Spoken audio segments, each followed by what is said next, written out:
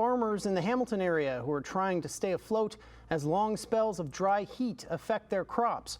But some farmers in Niagara are having a different experience. Jason Gaidola joins us live this evening with the latest. Jason.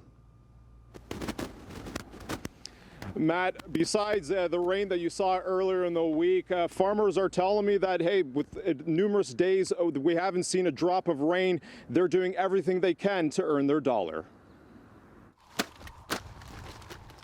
Jerseyville farmer Eric Figueredo says he's yielding roughly 75% of his cauliflower crop so far, and he's dealing with heat conditions that are not suitable for the vegetable. The last couple of years I've never had to irrigate once.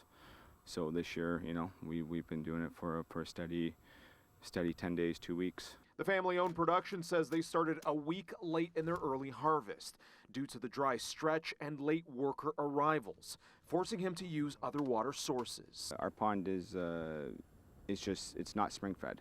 So once we're out of water for the year. Agriculture Canada's Drought Monitor, which assesses drought severity in the country, is showing abnormally dry conditions in southern Ontario this month. In the thick of it is Hamilton and the surrounding areas, where a lack of rain and high heat threatens crops like soybeans and corn, and in turn farmers' incomes. Spot over here where we just did our garlic harvest. At Manor Organic Farm in Copetown, where 50 different types of pesticide-free veggies are grown, some are not so lucky. So each year there's a little bit of a failure happening. So this year for us that looks like eggplant and potato, which we've lost to the potato beetle. Farm manager Keisha Kruger believes the dry conditions may be playing a role in keeping pests around, like the Colorado potato beetle. But the farm's irrigation system is plentiful.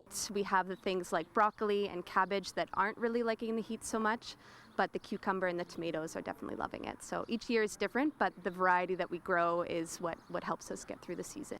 According to data from Environment Canada, besides the heavy rainfall seen earlier this week, there have been 15 days this month with little to no rain in the Hamilton area, followed by the back end of June of mostly dry days.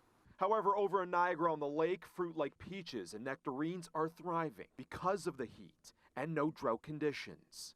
We've had some good rainfall lately, so they're nice and juicy and sweet. At Phil Trigano's fruit farm, he's had to hike his wholesale prices due to farming costs. And with the intensification of climate change, the industry needs to be prepared. The extremes are not good for growing things outside.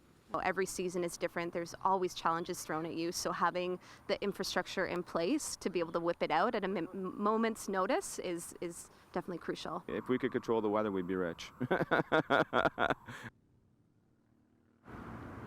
Now, again, good news for farmers, but a heat alert is slated to end this evening. And Manor Farm tells me that they'll be attending a National Farmers Union meeting tomorrow where weather and crop production will be a discussion.